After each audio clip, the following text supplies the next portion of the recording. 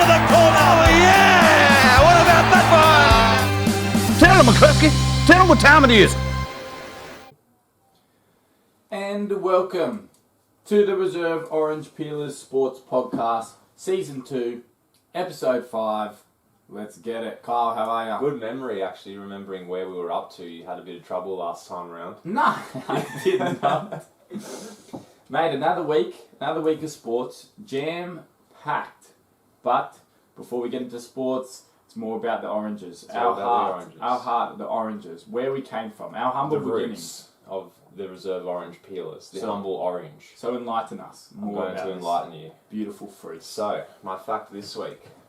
For those of you that have to do a bit of laundry around the house from time to time, did you know that orange peel can be used to remove oil and grease spots? Oh really? Where would you have oil? On your clothes, if you do a bit of cooking, you get a bit of oil splash. Bit of Italiano in the kitchen. If you enjoy a bit of Turkish wrestling as well, maybe. There might be some oil laying around on your clothing. A little bit of indoor Turkish wrestling in the winter. The Olympic fever might get to some people. They see the wrestling, they say, oh wow, how can I spice it? Turkish oil wrestling. But yeah, so it originated in Jamaica as well. Just another fun side fact for that. So yeah, if you got any oil or grease, orange peel. Rub it in there, get the oil right out. Sweet. Well, the little cleaning fact for we've got to keep the variety. Yeah, that's the important part, isn't it? All right, let's move to the weekly wrap. So we've seen a lot of sports, mostly Olympics going on. Before I get into my Olympic rant and the stuff I've been seeing, the stuff I've been loving, what's caught your eye this week? Well, what's caught my eye this week is the eye-watering amount of money in world football right now, considering that we are in a global pandemic still. Tasty. Manchester City have launched a £100 million bid, which is about 190 million Australian, for Jack Grealish, which would shatter the current Premier League transfer record. What is the current? £89 million for Paul Pogba. So it's another £11 million. Yeah, when he came back to Man U from Juventus. That's just ridiculous. Is he even worth that much money? Like, that's absurd. Well, that's Cristiano Ronaldo money.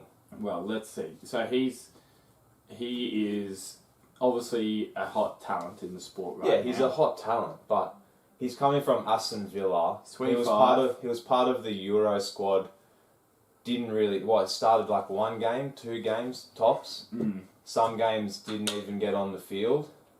Can you really warrant that much money for someone of just still potential, but should be already at his peak, being 25 years old? I mean, Real Madrid didn't even pay this much money for prime Cristiano Ronaldo, and he goes and scores 60 goals a year.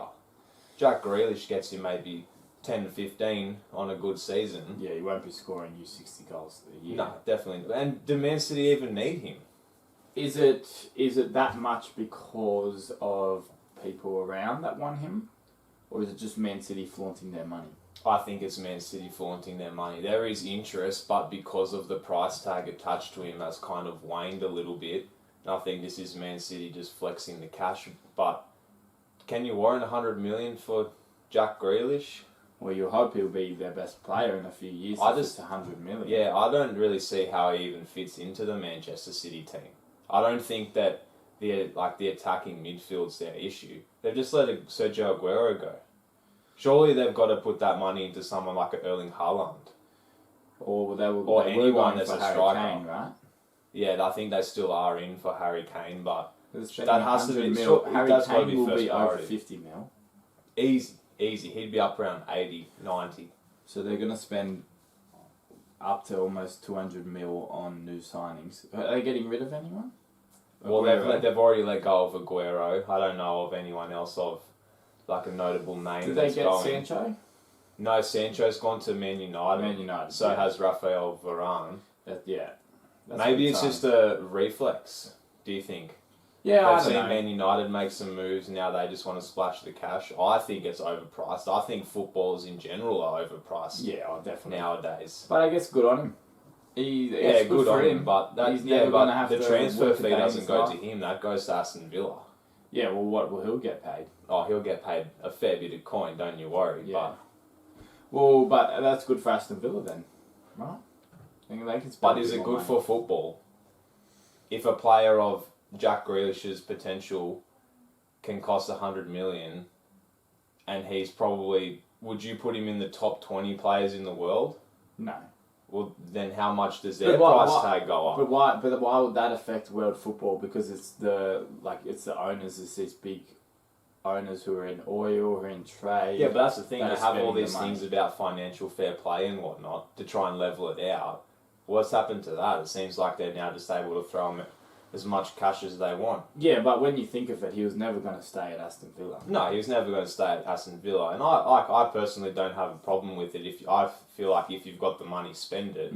I just wanted to pose the question: is that too much? Is that just taking I think football to somewhere it doesn't need to go in terms of prices for players? Like even Arsenal, 50 million for who was it? Ben White. Because you see that reaction there is what I'm talking about. Arsenal in the transfer window are a bloody joke. We're thinking of getting rid of Lacazette, I believe, for the Napoli, maybe not the Napoli striker, an Italian bloke I saw this morning. Italian. Maybe he plays in the Italian league. Let me just. Do you know what team? Let me just look. Surely this it's up not Osimhen from Napoli. Lautaro Martinez. Oh, Lautaro Martinez from Inter. That'd be a good signing. He's a gun, but and still, Odegaard probably to move on. yeah. Well, he was only loaned anyway, wasn't he? But it might see the. But still, Leaving just of an Lacazette. interesting thought I wanted to pose to you to kick off the show. How Yeah, do you think about football price tags? I think it is ridiculous, but I think in this situation it doesn't necessarily affect things because one, he's always going to go to a bigger club, probably a top 4 club. Everyone's after him, right? Two, it doesn't Aston Villa would have known that. Yeah, they Right. would 100% would know If that. anything, it's good for them getting more money because they're a club that will need to fill this whole Jack Grealish with probably many Yeah, well, spots. they'll probably put 3 Because or 4 he players put their in. team up massively. Yeah, big time. And I guess it's just more money for them, and Man City just have less money, but they're already like a giant of the game. So It just seems unnecessary spending is what I'm trying to get yeah, at. but they have the money. Yeah, so Yeah, I I guess think it's just sport is like just fair getting game that. if you can pay for it, Yeah, go ahead. you look at it. You look at how expensive sport is getting. Like F1 is ridiculous, and like F1 you can talk a little bit. Well, that's different because of the mechanical parts. Yeah, of it but and- you can talk a little bit about F1. It's a bit unfair that like some of the drivers that are coming in are in the teams because they bring money. Yeah. So yeah, then it is becomes a bit marketing unfair. at the end of the day, isn't it? Yeah, then it comes a bit unfair. But Jack Grealish on himself isn't bringing this money in. He's just He's just adding to the brand of Man City. yeah, exactly. Yeah. So well, good on him. Good on Man City. I just don't want a kid like him to get lost in the system. in the system, yeah. Because like if he went to They have so many players already. yeah, if he could have stayed at Aston Villa, build them up as like a top 10 team consistently. He could have But- pretty much gone to any other Premier League side and been one of the key players in that squad. I just don't think Manchester City is that team. But Is you- Mahrez you- sticking around? yeah, he's staying around from as far as I know. But it shows the statement that Man City are trying to make. They're obviously still salty that Chelsea beat them in the Champions League final. Oh, they're trying. They're going for it. They yeah. want everyone that they can buy. I think they're a club full on the steam train. I don't think they're going to stop. Yeah, up they're not going anytime to stop. soon. Definitely not. All right, Anything from you before we carry yeah, on? so I have personally I've started a new job, but I had to get all these clearances. Congratulations as Thank well. you, thank you. I had to get all these clearances, so I had the week off, right, between jobs. You still didn't do any work. I did work, but I had the week off, so I sat back in the couch for most of it, and I started watching more and more Olympic sports. So originally, like normally, I would watch a lot of sports when I can, but because I had the days off, I was able to search through all these different sports that I don't get to Just watch. really delve into the other ones. Yeah, Yeah. and I found some favourites. All right, so I'm Okay, going to run hit you me. through my top 5. Give me some. Okay, Just so rattle them off. in no particular order. Yeah, European handball, Unreal. Absolutely unreal. Skill I level. watch that when it's not on at the Olympics, just on ESPN. That stuff's great. It's great. So physical. I want to give it And a go. fast. Yeah, and there's random countries that are actually like pretty good. Like the Egyptians were good. Brazil Yeah, really isn't good. Israel really good at it as well? Israel, yeah. That's 5. Number 4, archery. Love the archery. It's not necessarily the most entertaining like sport, like in terms of the rules and stuff. It's pretty simple. Yeah. But like just the pressure they're under and then to perform, I like it because it is a simple watch. Yeah, and it does. It makes sense. Quick games, and on the coverage they just go from game to game to game. And there's an Indian couple who are in it, and believe she's the number 1 in the world. Yeah. And her husband's in the men's comp, and they coach each other. And it's really cool to see. Yeah, that's really awesome. So following that, one of the Aussies got to the top 8, so that was good for him. Number 3, I've been really enjoying the BMX freestyle that's been on. That is pretty cool. And Aussies won gold this morning. They did, yes. That was awesome. Really good to see. Volleyball. Beach or court? Normal. Yeah, court Been volleyball. Great teamwork. They get up each other every point. They're like really, really proud of every single point. A lot of passion. It's really back and forth. It's great. And number 1 is a bit of weightlifting. I love weightlifting. And as you say that, I've been watching some on the live stream during the podcast. The women's, I believe, 80 kilos is on at the moment. It's just absolutely incredible. The Chinese bloke, he broke the world record the other day. Is that the one that his first lift didn't count? They disallowed it, and then he came back and he just put more weight on and said, "Watch this." He went more, and he broke the world record of a single lift and his combined scores as well. So he was 73 kilos and lifting 192 kilo clean and jerk. That's close to triple body weight. Yeah, this girl That's 2.5 times body weight. This is snatch right now, and she's snatching 92 kilos. So that's just the straight up into the squat and up. Yeah. And she's 76 kilos. The overhead stuff is super impressive. Yeah, let's see. I'll commentate a little bit. Oh, she's in the squat. Oh, and she's done it. Yeah, mate, you wouldn't know how to lift a weight. You can't commentate on this. You're as good as the Channel 7 skateboard commentary. Oh, don't even get me started about that. That was ridiculous. Which, by the way, I think after our crack last week, we should get that job. Definitely. We should get that job as the commentator. And I'm very excited. The skateboarding park. Which is the other part of the bowl, skateboarding competition. Bowl, they've got lips, they've got like up and down, really cool kind of intricate stuff, more fast, more hang time, so they'll be in the air, they'll more be dramatic. Yeah, probably easier to watch as a neutral fan. Yeah. But that got postponed because of the typhoon. There was a little bit of typhoon and it was wet, so that's going to be this week as well. And one to look out for is the inclusion of sport climbing. So they got bouldering and speed climbing, which will be really cool. Speed climbing is really impressive. Yeah, so the World Championships of that is really interesting to watch. But now it's at Olympic level, you'll see the best of the best there, and gives more and more people the chance to watch Olympics because climbing does have a big following. Just not on that world scale. I know some of our housemates are really into it, so it'll be cool to give them a little watch. So, what about a least favourite sport? Is there one sport you've come across that you just can't stand it or just don't like it at all? Yeah, I think it's to do with the coverage as well. Okay. But something that's been kind of pretty boring has been the equestrian. Oh yeah, okay, that's fair. They're just trotting around on the horses. Have you seen though? There's a video that's been going around of Kevin Hart and Snoop Dogg are commentating like random Olympic sports, and they're commentating the equestrian. No. It's hilarious. You have to look it up. If anyone hasn't seen it, look it up.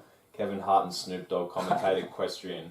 And Snoop Dogg's talking about how the horses are like crip walking and all this other kind of stuff. It's just that make it more interesting? It's hilarious. But if they were commentating, I'd watch it. There's something interesting about every sport in the fact that there's two of the oldest different skill sets. But there's two of the oldest athletes ever to compete in the equestrian. The second oldest athlete I wonder why. 66-year-old Australian grandmother, and she came 6th in her event. Yeah. So it's pretty cool to see that. Yeah, it's cool for that aspect of it. But the other sport that is just inherently boring and doesn't matter who's commentating whatever is Taekwondo.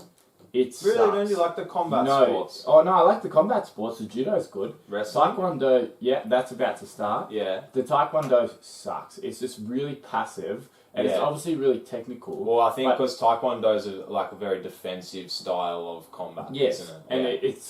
it's just very boring as a neutral fan. Yeah, there's and a lot of technicalities. Yeah. Yeah. I'm not a big fan of gymnastics either. Gymnastics is cool, Yeah. but it's also very repetitive. But the swimming's been great for Australia.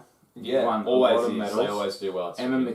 McEwen, 7 medals. Yeah, isn't she She's the on most fire. decorated Australian Olympian now? I She's believe got so. the And most medals. she's at the top of the medal tally for this games at the moment. Yeah. I know a lot of the athletics events to come, but in terms Yeah. of the swimming, We've got a runner in the 100-meter. mate, did you see him? He was Rowan. He was absolutely rapid, and that mullet, wow. Yes. Did you Just see the flowing. guy in the golf as well, who has the mullet? Oh yeah, Cam Smith. Cam Smith. That thing's atrocious, but jeez. He shot 7 If only under. I could play golf like him. He shot 7 under. He's doing well. He's Yeah. coming 10th He's or pretty 11th, handy. coming into the final stages. Yeah, Rowan Browning. He ran a PB and beat Johan Blake. Yeah, you could see Johan Blake looking around like, hang on, who's this bloke? Because he's in lane 1. Because he's in lane 1, which you don't get winners out of lane 1. It's always like the 4, 5, 6 is where your main competitors are.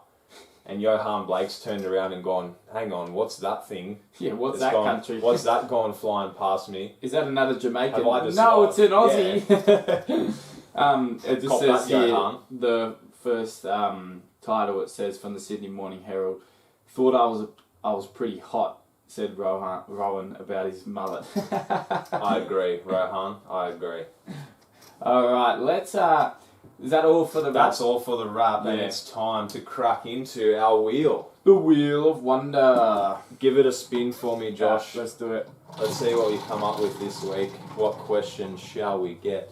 Number 16. 16, lucky 16. Alright, let's take the Alright. wheel down. Crack her Bring the open. numbers up. Crack her open, It's mate. on Number my 16. side. I'll go It's grab on that. your side. Save me the effort. What have we got? Okay, so look I'm not intrigued. super knowledgeable about this. Alright, another carry from me coming up. Let's go. I know what I want, but I'm not super knowledgeable about the difference Alright. between them. Read What it. is your preferred salary cap system? Hard cap, soft cap, or no cap?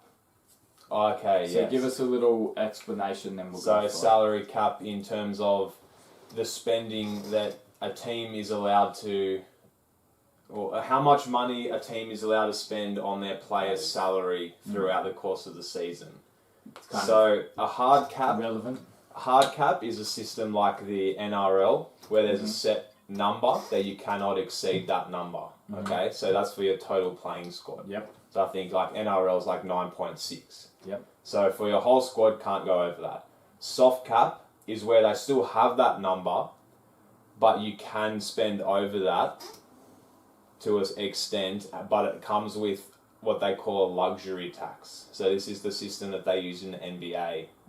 I think that, I'm not sure about the NFL, I think the NFL is like a semi-soft cap, but definitely the NBA. So like if it's 100 million is the number, you can go up to that. If you go over that, you're allowed to, but you have to then pay like a really high premium of taxes to the league for doing that. So that's Yeah, basically okay. like if you identify you've got a chance to win something, but you just need to sign that absolute gun player, but it's Yeah. going to cost you extra. You pay for the chance to win. Okay. And then no cap, obviously, spend as much as you want, go nuts. Premier League. Kind of like the Premier League style. Okay. If you got the money, spend it. So what do you like, just in terms of I overall? think I like the idea of the soft cap. Yeah. Because I think everyone needs to be on a similar page. But if teams want to go over, they have to pay some sort of price. Yeah. I think that's really good. But I also like the idea of a hard cap if it's like a fair amount and it's allowing for a competition that is very equal. Yeah. Okay? So like Well, what that's the idea of the hard cap. what the NRL has happened is it's turned out, and this is not might be due to the salary cap, it might just be due to people making really terrible signings or signings not working off. Yeah. But the NRL has become into basically a 6-team competition of people who are competitive, or teams who are competitive, and the rest absolutely suck. Yeah. This season, right? Yeah. Or are super inconsistent that we see big scores. So I think that a soft cap done right with the right taxes on if you go over with luxury is probably the best to make it most efficient, and the best to make it most like across the board normal. Well, because your point there with the hard cap that we're seeing with the NRL is that the top teams just keep getting better and the teams at the bottom are just left to hang out to dry. Even though they get the same amount of money to spend, it's ended up producing what they refer to as like a false market. So essentially what that means is that the teams at the top are able to sign good players on a lesser value because of the chance of success. Yeah. So a team like the Melbourne Storm or Penrith Panthers could sign someone for $500,000, whereas a team like the Cowboys or the Tigers probably have to pay $6 or $650 because they're not as likely to gain the success. Which is why I also like the idea of the soft cap, because then that allows the space for those teams at the bottom, teams like your Tigers and your Cowboys that have to pay over, the chance to do that if they want to. Like if they identify, we just have to sign this player for whatever it's going to cost us just to get us going, get us back in the hunt, lift the entirety of the team, they should be allowed to do that. If they have the money there, they should be allowed to. But then it's also, it can't be in that Premier League model where you can just put cash going out the window. Because then you'll see the differences really. Because then that's where it really opens up. So that's why I like the idea of the soft cap as well, because it allows the teams at the top that are competing, they're allowed to go over to try and win it, like just put all the chips in the middle of the table and go all in. Yeah. And then it also allows for the teams that are trying to improve the opportunity to do that by spending a little bit more money if they choose to do so. So I like that system. Yeah, me too. I think that's the way to go. I think the no cap is showed that it can ruin competitions. Well, the no cap just becomes all about the owners. Yeah, exactly. And just shows how dominant teams can be. Yeah. I think they're thinking of bringing a salary cap or something similar into F1 as well, which I think would be really cool. How would that work? Well, it'd be... Do they have any kind of limits in place right now? I think there's... The boys know a bit more about it, but I think there's limits on what parts you can spend more money on. Okay. So there'd be specific parts of the engine or specific parts of the car that you can spend more money on. But like if you're got a richer team, you're going to have better products. You're going to have more money, more time to put in that engineering. So there is definitely discrepancies. Yeah, because that's the thing about having no cap, isn't it? It just means that whoever has the billionaire owner comes in and says, I'm going to take over, they're pretty much guaranteed success because they can just buy whatever they want. It's just it's the story of teams like PSG, Manchester City. They get their like Arabian multi-billionaire oil company owners and whatnot come in, just pump heaps of money into the club. They're not necessarily good clubs when they buy them, but because they have so much money, they can basically just throw out the old team, bring in a whole new squad of good players, pay them top dollar, and then you instantly get success. Yeah. Which I get it in the sporting world. That's the whole... Everyone wants success, but I also like the whole idea of having to build your club. Because wouldn't you love following PSG yeah, like through their league rather than just in the Champions League? Because mostly, I know they didn't this year, but mostly they just dominate their own league. It's not that entertaining because they just buy all their players. Well, exactly. It's like it was only this year was that off chance that, was it Nice that won? That Nice got the win by 1 point in the champ. But every other year, they've, it's like 9 out of the... 8 out of the last 9 that they've won. And they've won by a long way. Monaco. Like, it takes all the fun out of it. Yeah, so the F1 salary cap, just looked up, it has started this year and it's set at Okay. $105 million for each team. And it's Okay, gonna so that's slowly, for 2 cars. Yeah, so it's going to slowly decrease Yeah. as we go on Okay. through the years, but there are issues in it that doesn't make it necessarily like a level playing field. Yeah, I was going to Yeah. say, does that then I don't know, essentially, like, we'll have to will look that, into will that that. end up squeezing out the bottom teams that are already struggling if it keeps lowering, or is it just adapt and overcome? Basically, is it just that's just the tough reality of it? Like, if you can't keep up, well then this competition's not for you.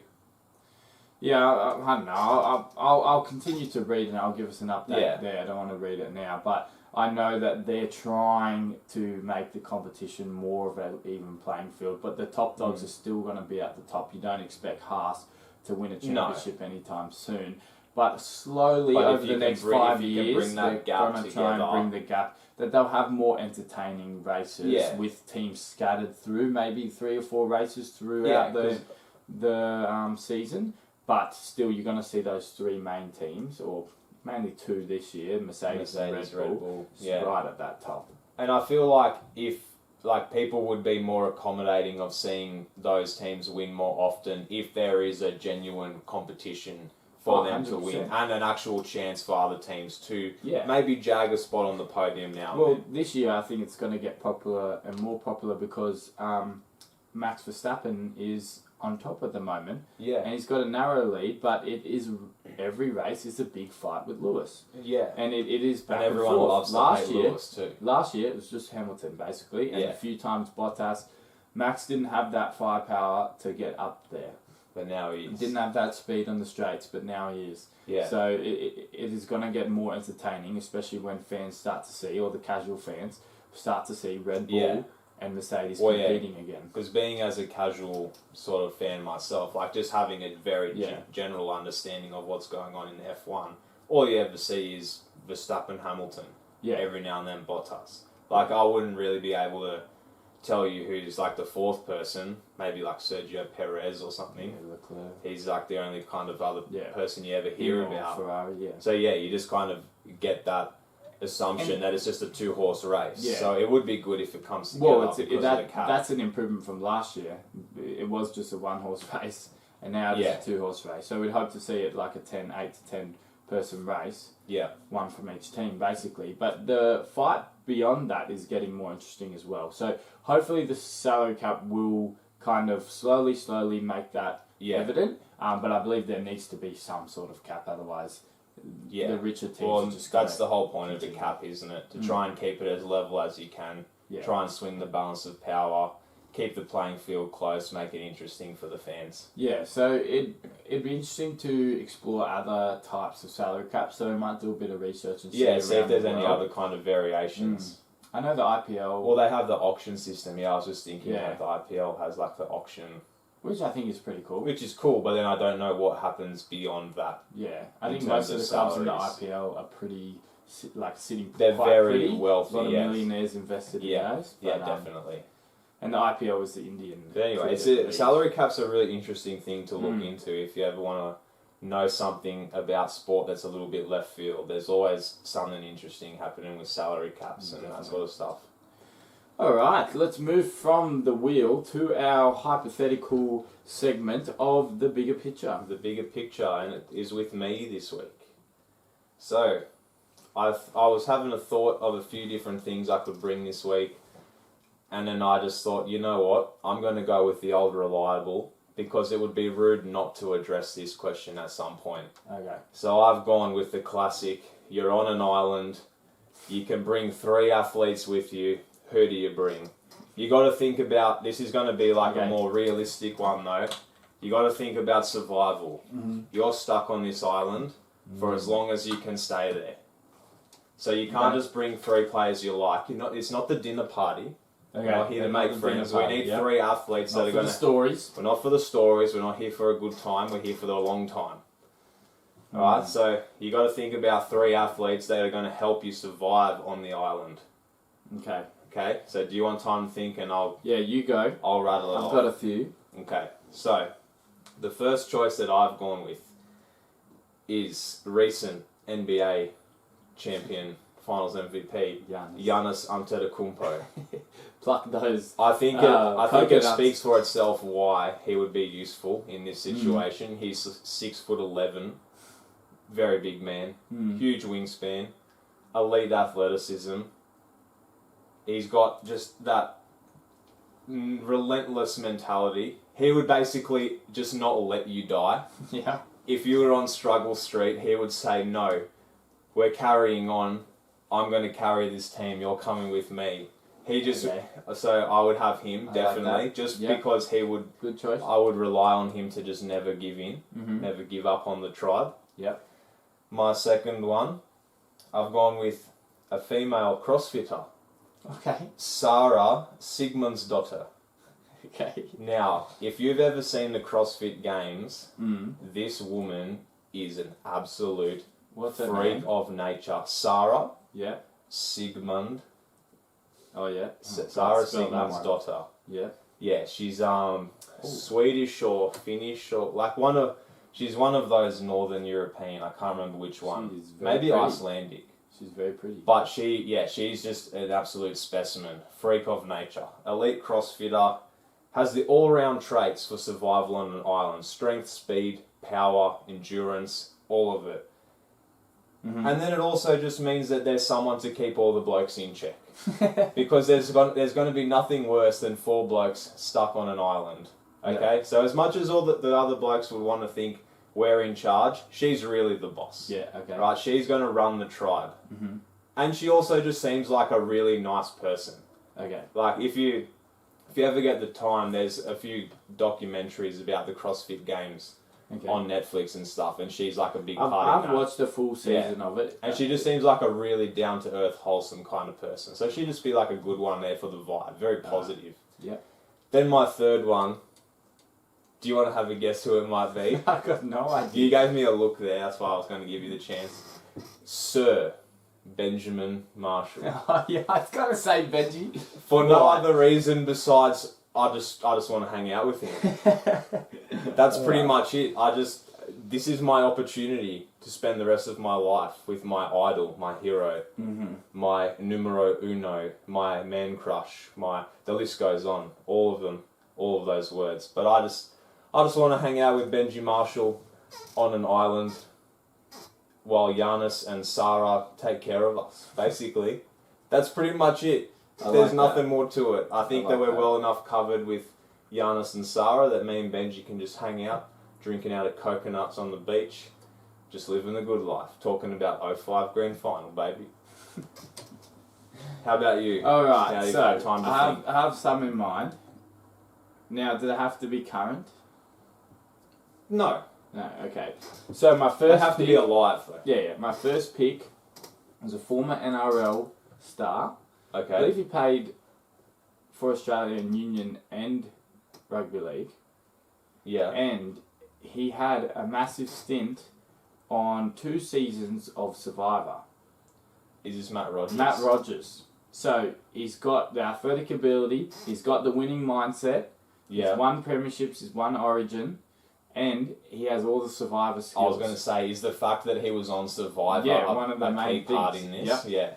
Fair enough. He basically was the leader of the tribe, so I'm keeping So him he's with me. your skipper.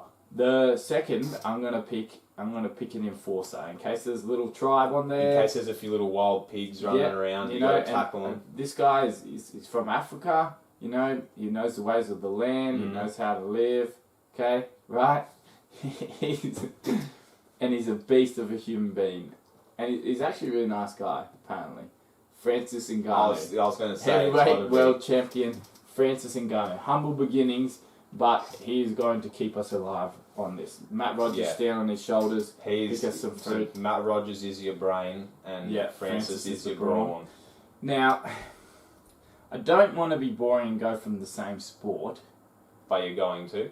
Well, no, I think the other Just thing I was say picking both of between them. was either a beast female athlete. Yeah. And I was thinking of Valentina Shevchenko, who's a Sport. Russian MMA champion. She's the UFC strawweight. No, yeah, strawweight champion. Yeah. She is an absolute beast. She loves shooting guns. She loves skydiving. She's an absolute badass, right? Yeah. And she's ripped and she dominates her division. So her and Francis are going to go hunt the food. Yeah, I was going to pick her, or I'll pick someone who, if they see a boat, or if they see like another island, or they see someone that can save us from this island, can swim like nothing else. Like Ariana Titmus. The tit. Arnie. She's affectionately known now in Australia. Arnie we can't bring the head coach. It would be the hype man. You should have him as the skipper in there ripping the coconut trees. But Arnie, pumping everyone up. Long distance, Aussie pride, can swim us to safety. So I'm going to go with Arnie. Yeah. And she seems like a genuine good She person. seems like a genuine good good chat. lass as well. Yeah. Because that's the other thing as well. You want to have some good people. You don't want... Yeah, Matt Rogers is a great bloke. You wouldn't want like your Conor McGregor type people on there because they just do your head they'd in. steal your food. They would do your head drown in. you before you could get Tell off the you island. every single day about why they're better than you and how they carry this tribe. It's like, mate, I've got to stop looking we're at trying not to die. I've got to Okay, stop looking at this CrossFitter. She's gorgeous. Sarah. Yeah. She's not a bad sword, is she? She's very But good. she's just she's a freak Have you ever seen specimen. her husband? He's a freak too. Yeah, well, fair enough too. Imagine their children. Holy shit. That'd be CrossFit. They would be like CrossFit toddler They champions. would be some absolute monsters of genetics. My goodness.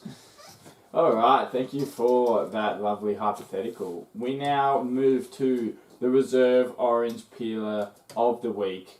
Some news with the reserve orange peelers. We had 2 polls during the week.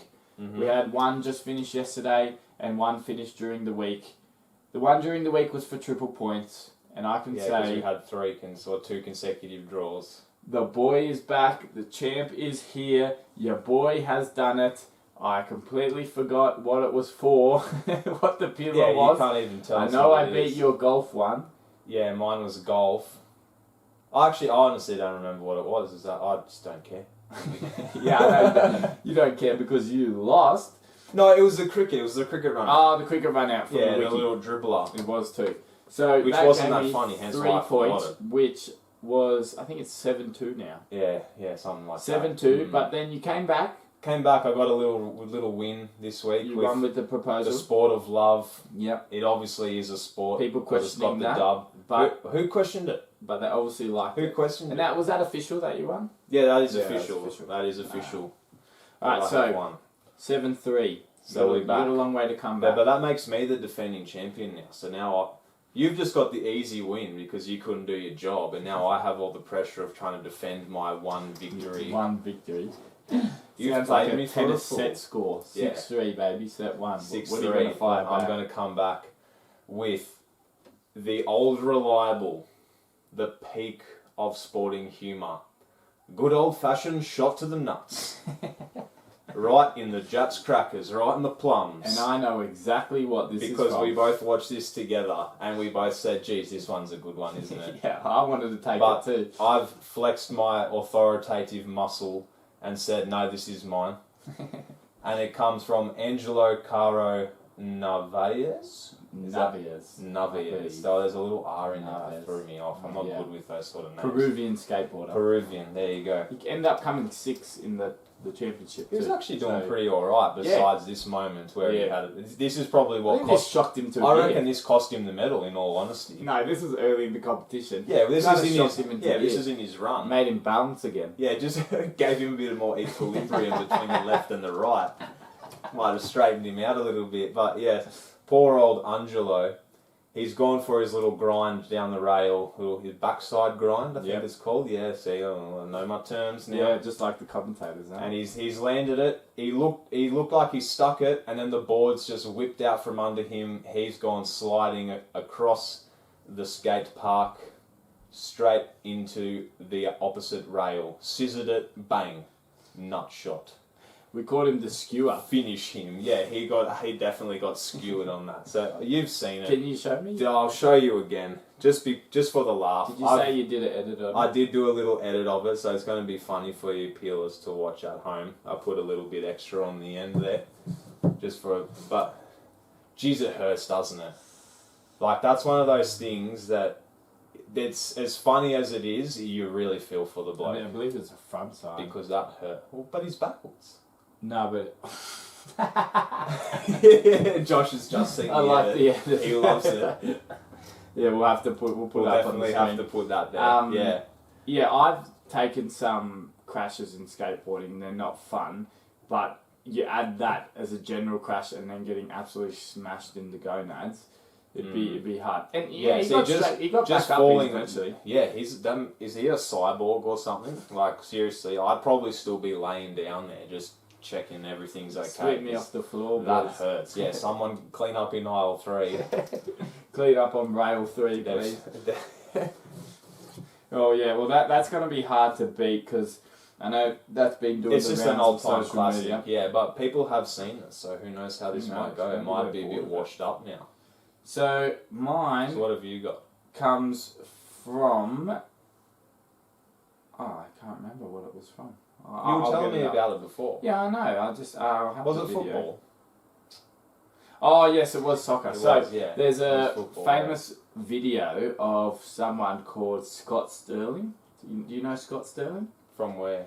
So basically, they've done this skit up, right? And it's Okay. about this goalkeeper, and he Yeah. comes out and he's He's saving the penalties and they're all hitting him in the face. and there's a he's got, volleyball like, one. no So strength, basically, he keeps saving stuff with his head, Yeah. and he just gets knocked out. So there's a little bit of a Someone's done this in real lookalike life, in have the they? MLS football in the soccer league. Okay. Someone saved the goal with his face, and he's got knocked over. Oh. So guys cut across goal to the back post, and he's fired it into the defender, and he hasn't even had time to react. Saves it with his face. Is a champion, but he's Looks probably like a seen hero. stars and Tweety birds flying Yeah. around him. So I'll show you this here. Oh, that's sat him down too. Yeah, Oh, and even that hurts. the commentators. Well, and I the think, worst said- part is that probably wasn't even going in the net. That was just the ball in desperation trying to keep it in. No, it was Square. definitely going in the net. It looked like it was very Yeah, look still. at the close up here. Oh, straight in the mush. They hurt. Yeah, did you Especially see the close on, up? yeah, Yeah, especially on a cold winter's day. in the America. Yeah, you cop that in the face. Talking about Goodness football, me. just before we move on, I should have talked about that in the wrap. But the Matildas, very Yeah, they're great through. win, penalty save, 4-3 in extra time. Mm. Anyway, Yeah. that was our reserve orange peelers. So we'll have them up on the Friday or the Saturday. So be prepared to vote for Scott Sterling lookalike, please. Yeah, Um, but if you like real sporting humour, Nutshot is the pinnacle. So you know what to do, everyone. All right, now we move to our last segment of the day. Our ball bag. Our lovely full ball bag. So I've got Nicely a few here. inflated this week. But before we rip into the ball bag, let me just say we've had a few fans engaging with us this week, and we absolutely love it. Yeah, so they we think want they're to funny, hey? we want as much engagement throughout the week as possible. If you guys have something that's bothering you, something you want to talk about, throw it out there. We'll have a chat about it. We'll express some views. We've expressed a few opinions with some fans throughout the week on varying issues, and it's great. It's great to see what everybody thinks. So is good. thank you all, and let's get ready for the ball bag, where we've got some more issues from our fans that they want us to address. Yes, And you've got one to start us I'm off. going to start off. It's a long one. Yeah, So bear just with me. Condense it, paraphrase Yeah. it for All us. right. So basically, it's about Paralympic sport Yep. and how it is broadcasted and how much attention it gets compared Yeah. to regular sport. Okay, Mhm. and it is based on. It'll probably be a lot of debate after Well, the because Olympics Paralympics because the will be Paralympics on are coming very up. soon. Yeah. But it's basically mainly focused on the difference between the tennis in Wimbledon and the wheelchair tennis. So it's Okay, based so this on is- yeah. Ash Barty compared to Dylan Alcott. So Yeah. Dylan Alcott is a Paralympic tennis. He has dominated in basketball and tennis, and he's won a total of 14 Grand Slam titles. That is amazing. That's like Federer That and is Nadal level stuff. Huge. He's very dominant. And he's also a big public figure. He does stuff on Triple J. Yeah. He has a TV show as well Yeah. called The Set, which is really good. And our question here from Jackie, she says, I just feel like they don't get the accolades they deserve. I'd like you to discuss the difference between how Ash Barty's win was taken compared to Dylan Alcott's, and she believes that they're amazing people, and Dylan deserves a lot more attention and media attention than he's getting. Not more than Ash Barty, because she won Wimbledon, as much. As much. And why do they not get as much? Yeah, it's just as big as a win. So I completely agree. Why does Ash Barty get all the attention and poor old Dylan Alcott gets none? But that's just, unfortunately, that's just how the world of sport is, isn't it? They talk about how important it is that we have these para athletes and like all of their competitions and stuff, but they don't televise it. They don't make it accessible, and they don't talk about it in the news, and it's disappointing. Like, these guys are incredible. Oh, have you seen like the documentary called Rising Phoenix? No. It's on Netflix. Give it a watch. It's unreal. It's all about Paralympians and their stories and amazing stories. I'm really keen for it to come up. Like, a lot of these people basically. Do you think the Paralympics are important? Yeah. Because of this reason. Yeah. Because of this exact reason. You poked it and the bear just rolled over and said, yes, you know what? Thank you for that little probe there. Yeah, the Paralympic Games is definitely important because it gives them that platform to be seen by the world for how incredible they are at what they do. Like, you put regular able-bodied persons in those wheelchairs and all the other kinds of aids that they need to use, they can't do it. No. Like, that in itself goes to show how good these athletes are. The fact that someone that has full use of their body can't play sport the way that these people can, that are missing arms, legs, have varying disabilities and conditions.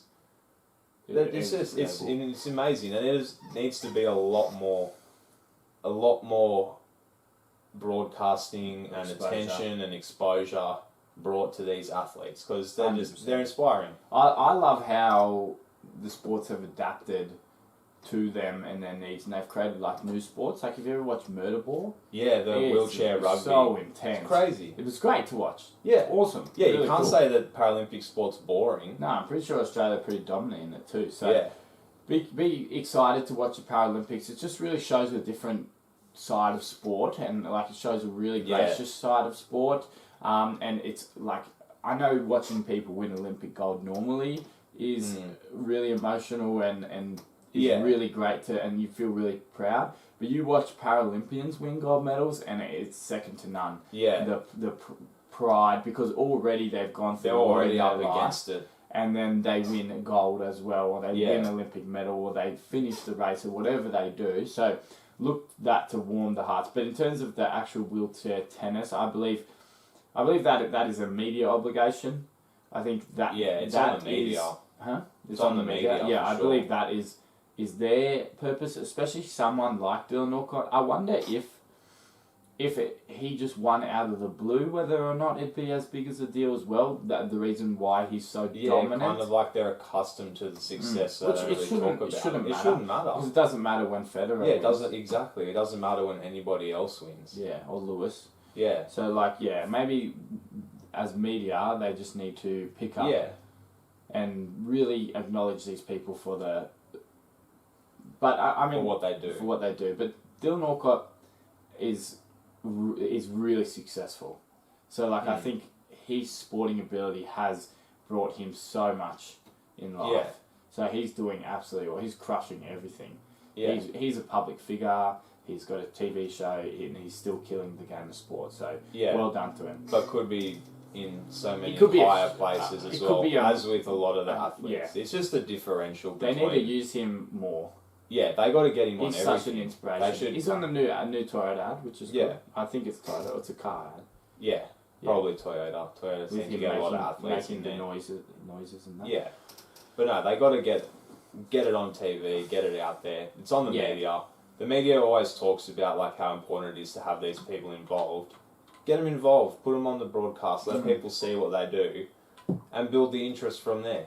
Exactly. It'll just self-generate. It's not hard. Just give people access and they'll buy into it. Yeah. All right. So, another on the Olympic theme. We've got another Olympics question here. Comes from Charlie. He says, "What are your thoughts on Simone Biles' exit from the Olympics?" Simone Biles, the American gymnast, only 24 years old, but she's been on the scene for a long time, regarded as one of the great gymnasts of the modern era.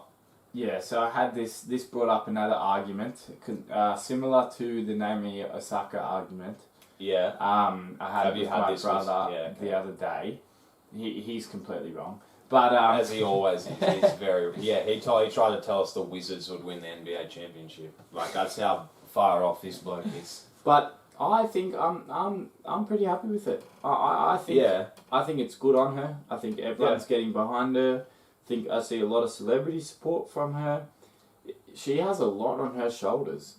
And she's still a young woman. Like, 24 is 24, still young. She does our age. She's not mature, and she's been in the sport continuously as she's grown up. So she probably hasn't had a chance to just step back and live her life properly. So I think it's great. I think she fronted the media really well. I think the difference between the Naomi Osaka thing is she came out and she competed, and she said, "Look, it's too much pressure. I'm obviously talking to you guys, but I can't do the sport part." Fair enough. Yeah. I don't think it is fair for anyone to criticise her for that. Doesn't matter how long she's been training for, 4, 5 years, whatever, how she's feeling Sometimes now. it's not happening. And I was reading something, as she was saying she was getting this something called the twisties. Yeah, the twisties, which is like the yips. Yeah. Like you're just not feeling it. Happened to one of my friends who was a ACT darts player, and he got it basically as like a mental block. And where something just happens and then you just can't. And he could hardly throw a dart now. Well, I don't know about now, but when I was friends with him, he could hardly throw it anymore. And he was a really good darts player. And it's just a mental block. It's nothing physical. And it's just probably from overwork, overtraining, and a lot of mental stress and pressure. Yeah, so I reckon good on her. Everyone's behind her. She still competed. She still showed her pride in the Olympics. Yeah, she backed her the team. American team. They got silver. I think she's still there supporting. Yeah, she's still there helping them out. I think it's great. I think it's good for the sport, and I think it shows more emphasis needs to be on mental health. So I like it. Well, I think the best thing about it and why people are so accepting of it as well is just how transparent she was with it. She didn't fluff around and sort of, like, not to criticise Naomi Osaka, but the way that she just said, "I don't want to talk to the media," but then that was it. Nothing else really changed. So everyone was kind of like, "Well, what's really the problem? Like, is it is the problem you? Is it your game? Is it actually the media?" People respect but it, she just came out and just said, "I don't feel like I can compete right now. Like, my body, my mind, it's just not working for me. So I would be letting the team down, and I would be being selfish if I was to go out there knowing that I'm not capable of competing at my highest level of performance right now." So I think people are really understanding of that. And I that's think fair she's enough. been That's a really brave, selfless thing to do. And I think she's been supported in a great way. Yeah, definitely. Alright, next question. Alright, the next question comes in from Scott. It's a little hypothetical. He says, in 10 years' time, who will have had the better NRL career? Sam Walker or Reece Walsh? Alright. Two young stars in the making. Both in their rookie season. I've got it. I think Reece Walsh is more naturally talented. Okay. Right? Yeah. He's more explosive, thinks off the cuff more, can really damage teams with creativity, right? Yeah. But Sam Walker is in the Roosters system, and Roosters win premierships. Roosters just win. So, as an individual, Reece Walsh needs to get to a team like Melbourne, or needs to get to a team who's on the up, I don't know. One of those teams. Manly, Parramatta, someone who's got a good base, good juniors, good coach, but has the option for him to be creative. He's not going to be a top 5 player of his generation if he stays at the Warriors. Yeah. There's just nothing for him there unless they can build around him. I just don't think they have the money or the people to do that at the moment. It's pretty much a rebuilding club as well. It'll be interesting to see how he goes next year. Yeah, as teams start to figure him out a little bit more. Isn't Thingo going back there? Sean Johnson. Yeah. It'll be interesting to see how the combination goes with him. But Yeah. Tuivasa-Shekker's left. Puts a bit more pressure on his shoulders. Yeah. Yeah. And I think Sam Walker's stable. He's going to have people around them. The Roosters recruitment system and the juniors is one of the best. They're always going to have a good He's team. set up for absolute dominance. Yeah. And he's already showcasing his talent. So I'm going to say Sam Walker, but I think Reece Walsh has the bigger potential to go higher than Yeah. Sam Walker. Whether Yeah. or not people can get him there, We'll find out. we'll find out. I couldn't agree more. That's my exact pattern of thought as well. I think that Reece Walsh is the more naturally gifted footballer and has more overall in his arsenal, in his skill set. And individually, compared as one player versus another, will be a better player than Sam Walker. But in the same tune, Sam Walker plays for the Roosters. It's that simple. He plays for the Roosters. Yeah. They're always a top 4 side. They've always got good players. And being a halfback makes his job so much easier because he can shine. He has all the pieces around him to excel in his position. Yeah. Whereas Reece Walsh is going to have to... The way that the Warriors have been going and the way that it has been for a long time for the Warriors, he's the man. He has to try and lead at that such a whole young side age. from fullback, which is not easy. Like to be a good fullback, you generally have to have a good half to help you out. So They're just not yeah, there yet. so individually, I think Reece Walsh will be a better player, but Sam Walker will have had the better career. He'll still be great. I reckon Sam Walker will still be a great player. He'll win a premiership real young. But yeah, I think that Sam Walker will have had the better career in the next 10 years. They'll both be in the Queensland team for a long time. Yeah, definitely. 100% halfback, fullback. Alright. And then to our last question, that brings us to a question from Jack, another NRL related question. He says, which NRL team has had the most disappointing season? So we're into the last 5 weeks now. They've hurt. The weather's hurt us. It started pouring. Just get your tears ready. The most disappointing team this season. So disappointment must come with some expectation of something. So I don't think it's the Bulldogs. No, because they were expected to be at the bottom. Expectation. Look, mate, I'm sorry to do this to you. Yeah. But the Tigers have had a very disappointing season. They have. And on the weekend just culminated it. Just compounded everything. You got to say the West Tigers. I think they had promise. They had We hope. have the players. They had hope that Luke Brooks was going to fire this year. They had Adam Dewey there. Dewey They was looking recruited good. all right. Laurie ended up being a lot better than anyone could have thought he'd be this It's a season. massive signing. Very disappointing season. So inconsistent. Yeah. Very on the back foot from the start, and I think it's just going to get worse as we go through, and they're probably out of reach of that 8. Yeah, now. well, it's pretty much as good as done now. No, they basically have to win every game to close out the season to be a chance. Like that game against the Warriors was the stepping stone to project into the finals and couldn't get the job done. So I would say as well that the Raiders have been very yeah, disappointing. see, the Raiders this were year. my pick. The Raiders, 2019 in the grand finalists, 2020 semi-finalists. This year, hopeless. And 7 wins. Barely on the edge of the top 8. They're only in the calculations for the finals because of how big the discrepancy is between the top teams and the bottom teams. Just got to That's the only thing keeping them alive. That they're competing with Cronulla and the Dragons. Like the Dragons were tipped for a wooden spoon, and Cronulla were not much better. The Raiders have been extremely disappointing. They've got a very good team. They've got they've just lost right now, have they? 34-24. To Newcastle. See, that's disappointing. The news Newcastle. headline, Dally M medalist goes missing as young Knights kick Raiders to the curb. Yeah, there you go. Jack White. The reigning Dally M medalist. And then, both the last 2 seasons been top 4 side, just dominate teams physically, and it's like they've lost their heart, like they've lost their DNA. They don't want to. It has don't wanna come go back. out The there. fight's come back a little bit. I mean, maybe not this Only week. in The glimpses. past few weeks, like a few of the newer players have brought it back, but overall pretty disappointing. Really disappointing. Compared to what we've seen in recent seasons. It was probably the Raiders and the Tigers for me. Yeah. They're probably higher. I mean, the Titans have been disappointing. Most of the bottom 8 teams have been disappointing, but the expectation probably of those two teams. Yeah. What about just another little side note that I'm throwing in here? Surprise of the season. Yeah. Surprise team. I think it's got to be Manly. Yeah. I think because I think Tommy was in doubt to even play. Yeah. So having him back, I think they're I think in they sixth were always position. picked for top 8. Yeah, they're only 2 points behind the Roosters. They could pick 5th. I mean, there's not too many surprises. I think most of the teams were pretty expected to do that well. I mean, the Dragons have been surprising. Dragons have been a surprise. They've been faltering, but the fact they're in the top 8 is a surprise. Another disappointment too, just quickly, Gold Coast. Yeah.